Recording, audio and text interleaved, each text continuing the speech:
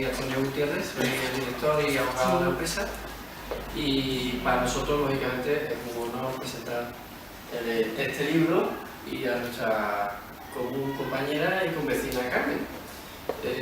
Soledad lleva más de 25 años aquí en la plaza, es decir, no hace poco que empezó. Y desde esa fecha pues hemos construido y hemos ayudado a un montonazo de gente.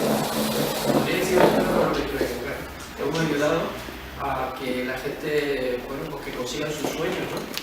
Y sus ilusiones, comprar o tener una vivienda. Muchas veces no es comprar unos ladrillos, sino que comprar o meterte en un lugar nuevo, algo diferente, algo que, bueno, que a todos nos llena, ¿no? Y en ese sentido llevamos nada menos que 25 años aquí.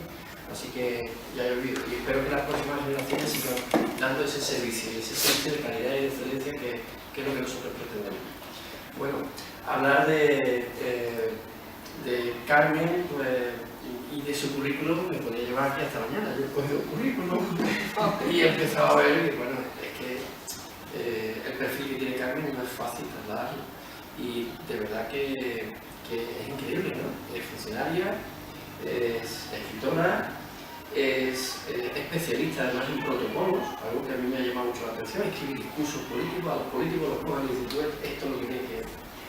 Y es doctora además en ciencias de la comunicación y de la información. Hay poco, o sea, casi nada. Se mezcla en ella un montón de singularidades y un perfil muy interesante, ¿verdad? Yo me he leído el libro, a mí me ha gustado, lo tengo que decir. Sí que es verdad que soy un lector y además un lector de, ahora matizará ella el término, ¿no? De los libros de autoayuda. Bueno, ahora dirá ella qué significa eso de autoayuda, porque tiene una connotación un poco rara. Yo diría que es un libro que realmente es inspirador. Todos tenemos nuestras singularidades, nuestras historias, nuestras creencias, nuestros problemas, nuestras limitaciones también, ¿por qué no decirlas? Y el libro te inspira. Yo sé que aunque nos cuente ya la película de su libro, no va a ser igual. Ya sabéis la diferencia cuando se lee un libro a cuando se ve la película del libro. Tú siempre dices, joder, es que no tiene comparación. Cuando has leído el libro, la verdad es que es bastante mejor que la película en sí. ¿Por qué? Yo esa es una reflexión que siempre he hecho. ¿Por qué? Y yo tengo la impresión de que es como cuando uno habla y se queda callado. En ese momento, toda esa información va rápidamente llegando a todas las cabecitas de aquellas personas que están escuchando. Y como quiera que cuando estamos escuchando hay otros mini yo que están por ahí pululando y buscando otra historia, como no sea interesante lo que estamos diciendo, esos mini yo, que son cientos de miles, que son las neuronas que tenemos por ahí, pues se van por otros lados. Y entonces, cuando tú estás leyendo un libro y estás metido en ese libro, te estás construyendo una serie de imágenes, una serie de secuencias que no te contiene una película, ninguna conversación. Entonces eso se mezcla con las experiencias que tenemos cada uno de nosotros y es como cuando yo digo un ejemplo con una chimenea, ¿no? Una chimenea alguna vez no tira, no arde y llega alguien y dice, le tiro un poquito del tiro por aquí, le hago una ventanilla por allí, entra un poquito de aire por acá y resulta que le soplo un poquito y aquello hace ¡plaf! Y flamea. Pues algo así me ha pasado con tu libro. He descubierto cosas que he dicho, joder, porque además cuenta muchas cosas personales. Muchas cosas que de verdad dicen, hostia, esto no es lo habitual, encontrarse con alguien que se abra de esa manera, abra su corazón y diga cosas que realmente pues, son íntimas, ¿no? Entonces, pues, se agradece todo eso. Así que nada, muchas gracias por este honor que nos hace y encantado de estar aquí. Así que, todo tuyo. Muchas gracias. Vale. Bueno, en primer lugar, por supuesto, gracias a Antonio y a su equipo por permitirme dar esta oportunidad de estar hoy aquí. Antonio y yo nos conocemos desde chiquititos, porque vivíamos en la Barriada de Mallorca, en una calle y en otra, nos conocemos desde hace muchos años, y después me vendió mi piso, el balcón de Sevilla, y ahora ha vendido la casa de mis padres y ha vendido la casa de mi tía, o sea que es como un poco la gente inmobiliaria de cabecera de la familia, ¿no? Entonces, cuando estábamos en el trámite de los pisos de la casa de mis padres, empezamos a hablar un poco de... Porque yo había visto una vez uno de tus carteles bajando de Valencina, hace ya bastantes años, que pusiste una frase de una valla de Alex Rovira, de la suerte, sobre la suerte, ¿no? La suerte no es algo que diga, ¡ay, qué suerte ha tenido! La suerte se trabaja, la suerte se busca, ¿no? O sea, si a mí hoy me proponen un puesto de trabajo maravilloso, pues probablemente llevaré muchos años haciendo algo bien para que me lo ofrezca. No es que alguien se acuerde de mí y diga, ay, qué guapa eres y te ofrecemos un buen puesto de trabajo. Hay que tener ahí una constancia y una historia encima. Y a mí me llamó mucho la atención porque Antonio y yo, aunque nos conocemos, no habíamos visto, pero dije, uy, Antonio respira como yo, un poquito. Y cuando hemos estado en este tema de la casa de mis padres, pues ya empezamos a hablar y tal, y quedamos que un día teníamos que hacer algo. Es verdad que no es habitual que una agencia inmobiliaria haga este tipo de actos y se agradece, porque esto se hace en biblioteca o pues, de hecho en la Casa de la Cultura de Valencina, pero bueno, quizás por lo singular que es, me apetecía mucho más, ¿no?, estar aquí. Y hoy pues estoy entre amigos y entre familia, o sea que estoy comodísima y encantada de contaros un poco en qué consiste esto. Bueno, yo soy periodista y como él ha dicho, soy funcionaria, llevo toda la vida en la Junta de Andalucía, llevo muchos años escribiendo discursos para otras personas, para mi jefe, para los políticos. Y a mí me daba mucho miedo escribir un libro porque para escribir un libro primero tú misma te etiquetas, ¿no? Te dice, ¿y a quién le va a interesar lo que yo cuente? Pues si yo soy una persona normal y corriente, ¿quién va a estar interesado en mi vida, ¿no? O en algo que yo diga. Después te da miedo, porque tú tienes, como él ha dicho, que abrirte, ¿no? Un amigo mío decía que yo había hecho aquí en este libro un striptease emocional, porque cuenta muchas cosas personales y no es fácil, no es fácil. Segundo, tienes que rascar dentro para buscar qué es lo que hay ahí. Como tú bien dices, es un libro de autoayuda. Estuve en la feria de Mairena con Manu Sánchez y decía él, habrá una cosa más tonta que llamar un libro de autoayuda, porque si es de autoayuda solo ayuda al que lo escribe. Y yo le dije, efectivamente, es terapéutico primero para que lo escribe y después para quien lo lee, si quiere, claro. Porque para mí escribir ese libro ha sido mirar mucho en mi interior, en mi historia personal, en mi historia de familia, estudiarme mucho, hacer un diagnóstico importante de mi vida, de por qué he tomado determinadas decisiones importantes en la vida.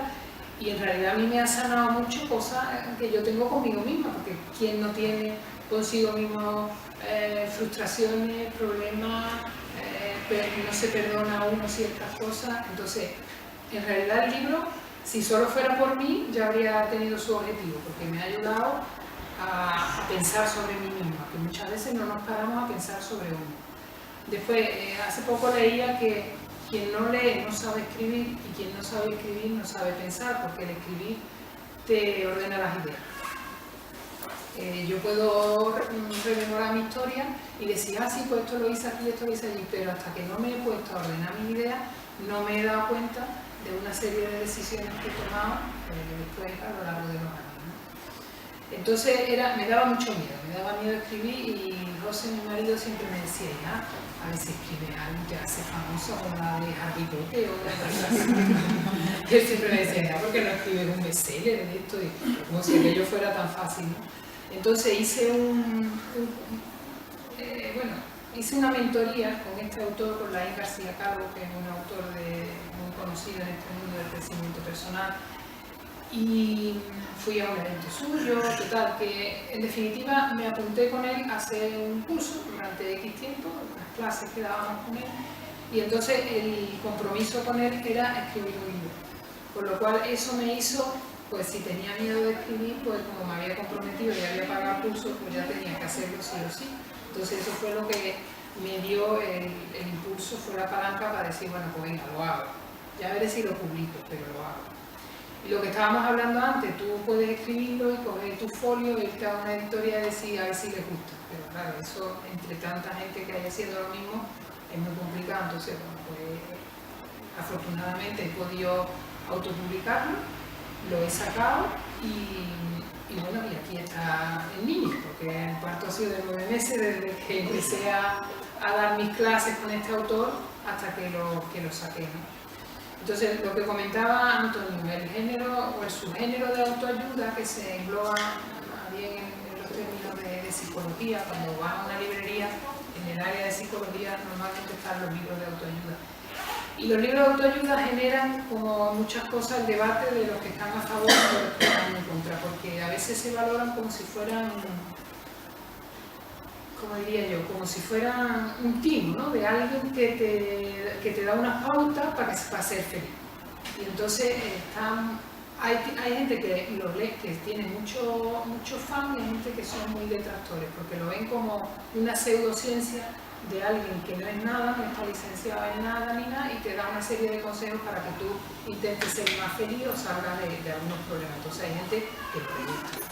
A mí me gusta y reconozco que me han ayudado mucho, porque por allá por el año 2000 yo estaba trabajando con uno de mis consejeros de la Junta, y yo llevaba muy mal, pues, que llevaba mucho tiempo estancada en el mismo puesto de trabajo, ¿no? Entonces era un buen puesto de trabajo, pero ya estaba como muy limitado, ¿no? Y entonces tenía mucha ansia, ¿no? De buscar algo más. Yo quería mejorar la profesión, y como normal yo tenía esa ansia. Pero estaba demasiado ansiosa y no sabía realmente lo que quería. Entonces hacía cursos de todo, a ver qué aprendía, de aquí y de allí, a ver qué era lo que más me gustaba. Y entonces un día que estaba así como muy desmotivada, un amigo me dijo, pues mira, lee este libro que a lo mejor te ayuda, ¿no? Era un libro de Ramiro Castro, que hablaba sobre la paz interior. Porque yo en realidad mi cabeza es que no paraba. Mi cabeza no paraba de pensar y de idear cosas, a ver qué hago, a ver qué me invento, y ahora otro curso, y ahora el inglés, y ahora el francés, y estoy todo el día. Claro, hay quien te dice, si tuvieras niños no tendrías tiempo para tantas tonterías. Es lo primero que mucha gente te dice. Porque claro, si tienes niños ya estás súper ocupado, ¿no? Ya no tienes tiempo de pensar en ti tanto. Bueno, me gusta mucho leer, me gusta leer más que escribir, y me he dedicado muchos años a leer este tipo de literatura. Y entonces pues surge este libro. ¿Cómo surge?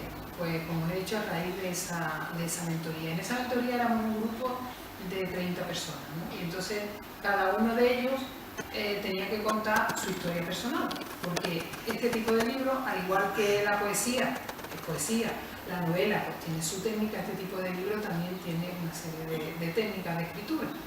Es como si dijéramos una esencia de un tema principal, y a raíz de él, como si fuera una cebolla, lo vas envolviendo en otra serie de aspectos que son tus propios valores, tu forma de ver la vida, tus principios, tu experiencia, tu historia. Pero la historia personal es la esencia. Entonces, los compañeros que estaban en el curso tenían historias brutales, historias de no sé quién que la había violado, o una chica de Marruecos que se había tenido que ir de su país porque la querían casar con un hombre mayor. O sea, historias muy fuertes, de experiencias personales muy duras. Y yo soy tan privilegiada en esta vida que yo pensé, yo no tengo nada que escribir. Yo misma me estaba haciendo mis bloqueos, ¿no? Porque todos tenemos una historia. Todos tendríamos ahora mismo seguro que miramos dentro y todos podríamos contar algo. Entonces, era el Día de la Madre, el 7 de mayo del año pasado. Y habíamos dado nuestra primera clase con este autor. Y yo digo, mira, ¿yo de qué escribo? Porque claro, yo tengo mi familia, bueno, me falta mi padre, pero es lo normal en la vida, que te falte alguien, pero yo no tenemos peleas familiares, somos una familia estupenda, me va muy bien con mi marido, yo no tengo nada que contar. Y entonces ese día estaba viendo el Facebook y era Feliz Día de la Madre, Feliz Día de la Madre. Y yo decía, Dios mío, qué pesado, como se nota, claro. Quien es madre pues le encanta, ¿no? Pero yo no soy madre. Y entonces de pronto me vino el chip y dije, pues ya está, ya tengo yo de qué hablar, yo no soy madre. Estaba interesada en leer un libro que se llamaba No Madres, que una periodista de televisión española que lo ha escrito y que le hacía entrevistas a 10 mujeres que no habían sido madres por determinadas circunstancias. No habían podido, no habían querido y tal. Y una de ellas era Maribel Verdú. A mí Maribel Verdú me gusta mucho, una actriz que me gusta mucho, y entonces ella contaba que estaba muy cansada de que en las entrevistas de corazón y estas cosas todo el mundo le preguntara que por qué no había tenido hijos. Y ella decía que no tenía la necesidad de tener hijos, su pareja y ella formaban una familia que no habían tenido hijos porque no habían tenido. Entonces me vi muy reflejada en ella, porque mi marido y yo tomamos la decisión de no tener hijos en su momento. Entonces, claro, te pones a pensar y es ahí cuando empiezas el diagnóstico y empiezas a pensar, bueno, ¿y yo por qué no he tenido hijos? Y yo echo de menos el no haber tenido hijos, porque claro, hay personas que no han tenido hijos y lo echan de menos, yo lo entiendo. Pero yo no he tenido instinto maternal nunca, o casi nunca. Es tenido en momentos puntuales, he podido tenerlo. Y evidentemente nos lo hemos planteado, cuando nos casamos dijimos, para los 2 años tenemos niños, para los 2 años yo estaba haciendo algo, estaba estudiando, estaba no sé qué. Bueno, vamos a dejar un poquito más, era tan joven que vamos a dejar al final, cuando te das cuenta, llega un momento y dices, mira, ¿vamos a tener o no vamos a tener? Y dijimos, pues hoy día es más normal.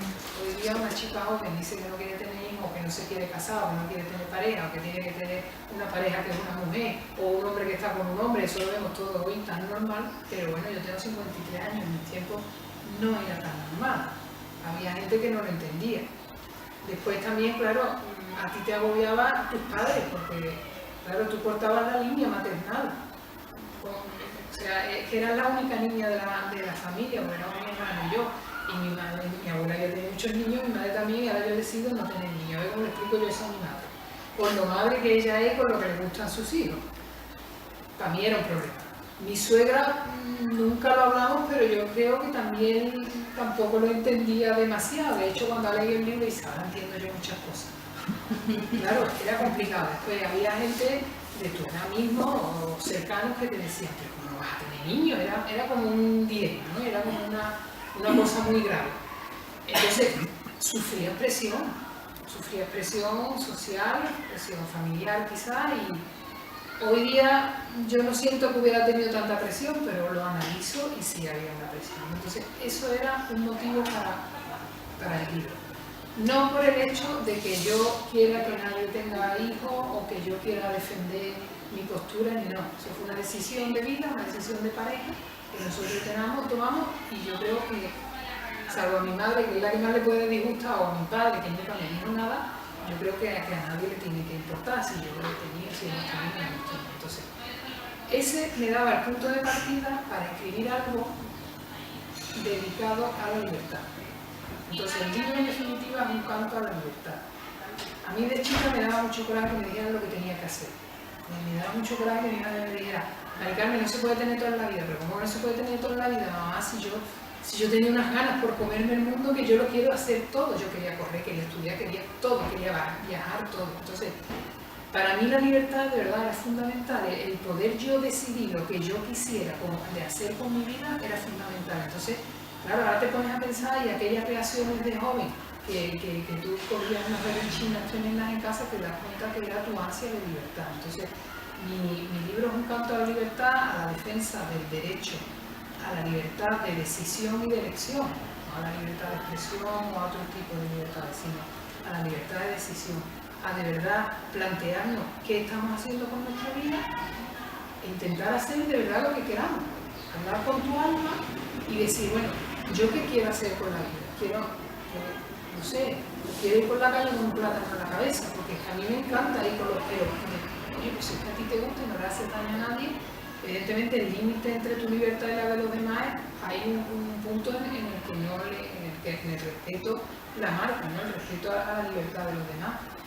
Pero bueno, eso podemos decir que es el origen de todo, es defender que cada uno, dentro de unos límites que nos marcan la sociedad y todo, pero que intentemos romper esas etiquetas que nos impone la sociedad, que nos impone la familia, que nos imponemos nosotros mismos. Muchas veces somos nosotros los que nos limitamos, los que decimos, pues no me voy a ir este fin de semana a este viaje porque tengo que... Oye, que a lo mejor te lo tienes que plantear y te tienes que ir porque es lo que te hace feliz. Y tienes que... Si a veces son pequeños detalles en el día a día que nosotros... ¿Quieres una pregunta especial o tú ya una cosa que te gusta y lo haces directamente como...? Mira, yo que llevo toda la vida escribiendo no ha sido fácil, porque una cosa es escribir para los demás y otra cosa es escribir para ti mismo, que sabes que después va a ir a los demás, pero ya en otro sentido. Entonces, tienes que tener una rutina y una disciplina importante, porque yo en aquel tiempo, Rosa estaba trabajando allí en el gabinete, entonces tenía un horario, ella lo sabe, bueno, que yo llegaba a las 8:30 de la mañana y me podía ir a las 10 de la noche del trabajo. Entonces, pues cuando llegaba a casa cenábamos y a las 10:30 de la noche me ponía a escribir, te acostabas y te levantabas a las 6 y te ponías a escribir. Entonces, hombre, si ya llevas toda la vida escribiendo, supongo que es más fácil para alguien que no lo ha hecho. Pero yo recomiendo a quien no sea ni periodista ni nada, no hace falta. Todos sabemos escribir. Lo único que hay es que ponerse, porque además es muy liberador. Si tenemos un problema y tú lo escribes, y lo dejas ahí reposar, después lo lees y lo ves de otra manera. El solo hecho de escribirlo ya es terapéutico. Si yo me levanto y me enfado con mi marido, no, es mejor que no, pero si no me enfadamos y lo escribo, cuando después o sea, de entrada ya lo largas, ¿no? Y ya es como que te liberas un poquito. Después lo guardas en el cajón y a los otros 2 días lo lees y tú dices, hay que ver con la tontería que yo me enfadaba con este hombre. Entonces, las cosas en caliente nunca, yo siempre tengo esa norma, en caliente procuro no tomar decisiones ni hacer cosas, sino dejarlas enfriar. Y la escritura terapéutica que es esa es muy útil porque si de verdad nos diéramos cuenta de las tonterías por las que sufrimos en el día a día, seríamos un poco más felices. Yo digo que el 90% del éxito de una persona, y a éxito le vamos a llamar lo que sea, para mí hoy esto es un éxito, que estemos aquí juntos, depende de la actitud. Si yo esta mañana me levanto diciendo vaya rollo, esta tarde me voy a sentar allí con 2 o 3, oye, pues no voy a venir con el mismo ansia que estoy aquí, ¿no? En cambio, si tú te levantas y dices, qué bien, estoy hasta nerviosa porque qué bien, esta tarde me voy a ver con los amigos y con personas que no conoces y vas a contarle tu vida, tu historia, vas a animarlo a un poquito de positivismo y bueno, pues depende de la actitud con la que tú te levantes y encares el día, te va a ir mejor en el día. O sea, si tú te levantas diciendo vaya peñazo de tener que ir hoy a trabajar, ¿cuánta gente hay en casa que no tiene trabajo? Dios mío, nos vamos a quedar. Entonces, la actitud de cómo te levantas, yo me levanto por la mañana y aunque estemos en un lugar, digo, nada, hoy me va a ir estupendo, yo hablo mucho con mi padre, digo, venga papi, que hoy va a ser un día fantástico, venga, que tengo que hacer esto, venga. Y entonces te pones las pilas por la mañana, aunque no tenga ganas. Y yo en el libro me atrevo, soy un poco osada, me atrevo a rebatir a Ortega y Gasset, ¿no? Porque Ortega y Gasset decía, tú eres tú, yo soy yo y mis circunstancias. La segunda parte decía, si cambias las circunstancias, cambiarás tú. Y yo me atrevo a corregirlo en el sentido de, si cambias tú, cambiarán tus circunstancias. O sea, hay circunstancias en la vida que no podemos cambiar. O sea, si te viene una enfermedad, no la puedes cambiar, puedes cuidarte, puedes tratarlo, pero te ha venido. Pero la actitud con la que tú te encares, esa enfermedad te puede ayudar a sanar, o a llevarlo mejor, o a pasar ese tránsito mejor. Hay circunstancias terribles en la vida que es muy complicado salir para adelante, pero por ejemplo yo pongo el caso de mis padres en el libro precisamente, que es otra de las cosas que a mí me hace reflexionar sobre mi vida. Mis padres perdieron un hijo, que era mi hermano José María, que tenía 5 años cuando murió y yo tenía 3 meses. Eso se ha quedado en mi casa impregnado, lógicamente. Yo siempre recuerdo un halo de tristeza en casa, siempre porque no estaba el hermanito. Lógicamente, a mí eso, quiera o no, me ha tenido que influir en la decisión de no tener hijos. Estoy convencida, porque a mí me daba miedo la responsabilidad de tener hijos. Porque, claro, he visto sufrir tanto a mis padres, que a mí eso me daba miedo, y evidentemente eso se habrá quedado en mí subconsciente y me habrá salido. Entonces, ¿cómo mis padres fueron capaces de seguir adelante perdiendo un hijo con 5 años? O sea, yo tenía 3 meses y pasaron de la alegría de tenerme a mí, sobre todo mi padre, que quería una niña, y cuando mi madre me lo repite siempre, cuando yo nací, mi padre me dio un salto que llegó a la lámpara, entonces tenía 2 hijos y quería una hija, y cuando yo nací fue el hombre que me dio el mundo. Y a la nada, mi tía lo ha vivido y sabe perfectamente de lo que estoy hablando, a la nada se le muere otro hijo. Eso debe ser para volverse loco, eso tiene que ser para portarse la vida. Y sin embargo, pues esa familia salió adelante. Mi padre salió adelante, mi madre con su resignación cristiana, mi padre como pudo, y nos criaron a nosotros en la alegría. Dentro de la tristeza que había, nos criaron en la alegría. Entonces, yo admiro a mis padres. Esos son un ejemplo de vida para mí. Entonces, si mis padres fueron capaces de salir de aquello, ¿de qué no soy yo capaz de salir, no? Y además soy tan privilegiada de que, salvo aquella desgracia, que se me fue mi padre, que es una cosa natural de vida, antes de tiempo, pero bueno, pues también de eso sale, también de esas enseñanzas sale. Yo salí de la muerte de mi padre mejor que si no hubiera tenido una serie de valores que ellos mismos me inculcaron. Porque yo, por ejemplo, que en mi adolescencia, como casi todo, tuve muchos problemas con mi padre. Los 2 años de enfermedad casi que duró mi padre, ellos fueron los mejores años de vida que pasé con él, porque tomé aquella situación trágica de otra manera. Entonces, este libro, desde mi experiencia, yo lo único que hago es contarla, y siempre nos podemos ver reflejados en esa historia, porque todos tenemos un problema, todos tenemos una historia historia triste, todos tenemos nuestras miserias, porque todos las tenemos, y entonces yo ahí, bueno, pues traslado mis experiencias familiares de cara a que, por ejemplo, imaginaros una mujer que está sufriendo maltrato, pues igual le hago así para que diga, yo no aguanto más, es que de aquí se puede salir, porque es que si no me va a matar.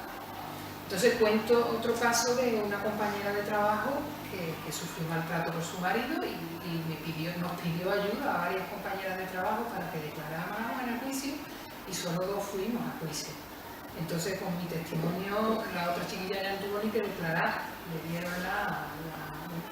consiguió la separación y el alejamiento del marido, y hoy día pues ha rehecho su vida y no se ha vuelto a saber nada del marido. Entonces, bueno, pues yo le ayudé y me siento muy orgullosa. Entonces, no es solo mi propia experiencia la que le sirva, sino que ayude a abrir en los ojos de cosas que nos están pasando en el día a día que no nos gusten, y que podamos poner, como se suele decir, pie en pared, e intentar hacer algo más feliz, ¿no? Yo invitaría también a la audiencia que si quiere preguntar algo, que lo haga, porque tú vas a alguien que se está hablando, yo sigo un poco tus indicaciones también en ese sentido, ¿no? Yo te quiero preguntar una cosa. Tú sabes eso que se dice de que el libro que nos aporta es el que no se ve. Claro. Todo el libro va a aportar, pero el tuyo a mí por lo menos me va a aportar. Estoy seguro que cualquier comunidad en algún punto de lo que he escrito le va a aportar. En alguna parte del libro he visto que se hace mucha referencia a que tú has roto moldes, que has sido como una genuina, una persona independiente, liberal. ¿En qué sentido crees tú que has roto moldes? Hombre, pues, por ejemplo, yo en el colegio tenía muchas frustraciones porque yo me veía diferente a mis amigas, ¿no? Mis amigas eran todas muy coquetas, muy niñas, muy de jugar con princesas, y yo me veía diferente, quizás porque me había criado con mi hermano, mi primo, y entonces era como más niña, ¿no? Me gustaba el grupo de niños, me gustaba mucho el fútbol.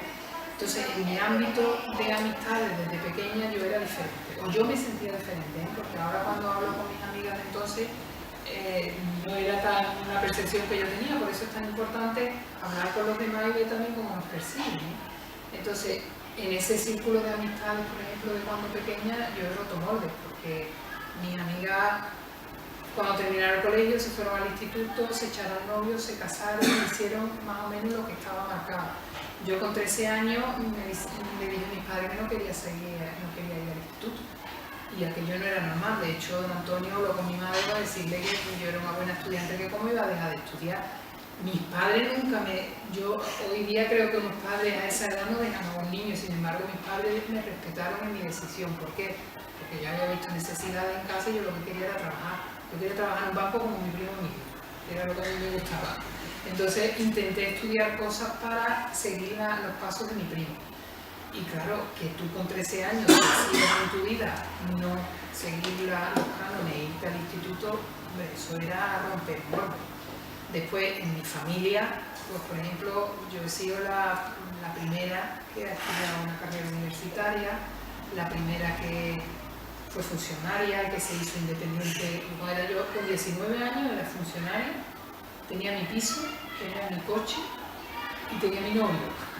Entonces todo lo hice con 19 años. Con 19 años hoy día una niña no tiene tantas cosas, y sin embargo yo, gracias a la ayuda de mis padres, ¿verdad? Pero yo ya tenía un montón de cosas, eso mi familia no se había dado. Después yo me dediqué a la política, mi familia nadie ha hecho eso. Me dediqué al deporte, ninguna mujer de mi familia se ha dedicado al deporte, eso es que a mi madre le gustaba mucho correr. Entonces, mi madre, que hubiera sido en mis tiempos, bueno, lo más, si a ella le hubiera tocado este tiempo, con lo que a ella le gusta aprender, hubiera sido lo más, no lo puedo asegurar, como la época de la posguerra y titana, eso no me preparan aquellos tipos que íbamos a hacer. Entonces yo creo que soy una prolongación de mi madre, pero sin que ella me haya influido, ¿no? Entonces yo he hecho siempre lo que me ha dado la gana, en el buen sentido de la palabra, ¿no? Luchando contra lo que mis padres me decían, pero he hecho lo que he querido. Entonces he ido muy poco a poco consiguiendo las cosas con mucho trabajo, pero rompiendo moldes en la familia y en las amistades, ¿no? Que no era normal que hiciera cosas. Por ejemplo, pues yo con esto de dedicarme al atletismo, yo viajaba mucho con 14, 15, con 16 años, eso mis amigas no lo hacían. Yo con 20 y pocos años ya estaba saliendo al extranjero. Entonces, bueno, otro orden en ese sentido, sobre todo podemos calificarlo en el ámbito de las mujeres de mi familia. En ese sentido, sí. Y me siento orgullosa de ello, pero nunca lo he pensado. O sea, yo he hecho una cosa que será porque mi madre y mi padre me dieron libertad para ser como era, que yo he ido haciendo las cosas sin pensar que eran retos ni que quería conseguir nada, sino yo quería hacer lo que quisiera. Yo lo digo muchas veces, yo quería hacer lo que me saliera del alma. Y a mí del alma me salía dedicarme al atletismo, pues lo hice. Y entonces éramos 4 locas las que corrían. Yo me acuerdo que corrí un cross aquí en cama y los hombres me decían, niña, vete a tu casa a ayudarle a tu madre a fregar, que tiene el culo muy gordo. Es que claro, solo a 3 locas se nos ocurría ir por la calle corriendo con unas personas por aquí. Estamos hablando de los años 80, éramos 3 locas. Entonces claro, eso era un desorden. Eso es... En aquel tiempo por lo menos hasta te criticaban. Muy probable. Pues muy probable. Entonces eso sí es... Y bueno, el libro, por contar un poco de qué va, yo hago una teoría partiendo, como os digo, de mi experiencia y cogiendo, porque no solamente hablo de cosas reales, sino que también me voy a las teorías científicas. Entonces hay un psicólogo británico que habla de la teoría del apego, y entonces pues yo la tomo como línea referencial para hacer una trayectoria desde lo que es el apego hacia el desapego y después hacia la autonomía personal o autonomía privada. ¿Qué quiero decir con esto? Nosotros todos tenemos apego. Tenemos apego a nuestra familia, yo por ejemplo cuando vendí mi casa, yo en la casa de mis padres lloraba como la van a quemar porque tenía un apego a todos los recuerdos de esa casa. Parece una cosa que es muy usual, y es más usual de lo que parece. Nosotros estamos más acostumbrados a ver la notaría, la gente es que no pueden evitarlo, los sentimientos no se pueden evitar, y salen. Y bueno, pues sale la Y parece mentira que dices tú, es que es una cosa material. Y un amigo me dice, pues, con el libro tan bonito que has escrito no deberías de tener esos apegos. Dice, no lo puedes evitar, hombre, lo reconoce, otras personas no se paran a pensarlo. Pero yo he llorado más grande cuando me dijiste que había que quitar los muebles de casa. Mi hermano y yo lloraba por los 2 años porque se tiene apego. Se tienen apegos naturales. Por ejemplo, todos cuando nacemos, los primeros apegos, los apegos son desde la cuna hasta la sepultura. Según este escritor, y yo cuando nacemos, nuestros cuidadores, los padres generalmente, o los padrinos, o quien nos cuide, tenemos apegos naturales a ellos. Son apegos sanos, apegos buenos, salvo que se conviertan en apegos tóxicos. Si tú no eres capaz nunca de despegarte de la casa de papá y de mamá, pues puede llegar a volverse una cosa tóxica. No puedes estar... Los americanos en eso son como más avanzados que nosotros. A 18 años le dicen al niño, puerta, búscate la vida. Y sin embargo conocemos casos que tenemos a los hijos en casa hasta altas edades, ¿no? Entonces, por una circunstancia o por otra, eso hay que reconocer que es un apego. Tenemos apego al tabaco, apegos tóxicos al alcohol, apego a dependencias emocionales con las parejas, que a lo mejor pues eso, el maltrato, estamos tan dependientes de ese apego sentimental que no somos capaces de darnos cuenta que estamos sufriendo un maltrato y que tenemos que romper porque eso no es sano. Entonces, dentro de que hay apegos sanos, hay apegos que son tóxicos, y con esos apegos tóxicos es lo que yo animo a cortar, porque eso no es bueno por salud mental y por salud física y por seguridad algunas veces. Entonces, hay que, pues doy unas pautas para que hagamos nuestro diagnóstico del apego que estamos sufriendo y seamos capaces de ir poco a poco desapegándonos hasta que consigamos ser independientes, ser autónomos. O sea, si tú fumas y no te paras nunca a pensarlo, y como el alcohólico dice yo soy adicto al tabaco, pues nunca podrás ponerle remedio a esa adicción. Entonces tienes que evaluarte y saber que estás con una adicción al tabaco o al alcohol para poder ponerle remedio. Si tú no quieres ponerle remedio, con mucho tratamiento de desintoxicación que siga, nunca vas a... Y no te das cuenta que si tú dependes del tabaco, dependes del alcohol, dependes de otra persona, nunca vas a ser libre, porque no tomas decisiones en libertad por ti mismo, sino que la tomas siempre condicionado por algo. Y eso es lo que yo intento, por activo y por pasiva, de que seamos capaces de tomar decisiones en libertad. que nos tenemos que equivocar, que nos podemos equivocar, que tenemos el derecho a equivocarnos. Yo he hecho cosas en mi vida que me he equivocado, pero como soy responsable al 100% de mis decisiones, pues bueno, pues las asumo, ¿no? Decía que si unimos nuestra vida, el objetivo de nuestra vida, a una meta, a conseguir algo, seremos mucho más felices que si la unimos a un objeto o a una persona. O sea, si tú vives en pareja y tu meta es, pues no sé, ser felices en pareja, será más felices que vayáis conjuntamente hacia ese objetivo que si tu única situación en la vida es hacer lo que te diga tu marido. Y si te dice que te tire por un balcón, tú te tiras y eres feliz con eso. O sea, tienes que intentar tener claro hacia dónde quieres tú ir y que esa persona te acompañe. Yo a mi sobrina siempre le digo lo mismo, hija, y procura que en esta vida el hombre que esté a vuestro lado o la mujer, lo que sea ya hoy día, ¿no? En este caso el hombre que está a tu lado,